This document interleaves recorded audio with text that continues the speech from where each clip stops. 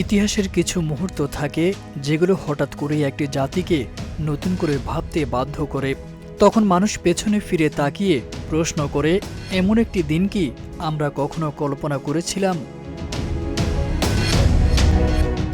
এমনই একটি ভাবনার কথা তুলে ধরেছেন ঢাকা বিশ্ববিদ্যালয়ের শিক্ষক ও সহকারী প্রক্টর শেহরিন আমিন ভূঁইয়া মোনামি।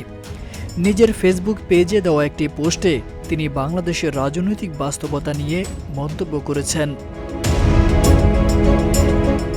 উল্লেখ করেন একটি ফুল হাউজ সংসদ, একটি নির্বাচিত সরকার এবং একটি সক্রিয় বিরোধী দল। 2024 সালের 5 আগস্টের আগে বাংলাদেশের মানুষ কি আদৌ ভেবেছিল এমন একটি দিন আসতে পারে? তার লেখায় ফুটে উঠেছে, সময়ের পরিবর্তনের সঙ্গে সঙ্গে রাজনৈতিক বাস্তবতাও বদলায়।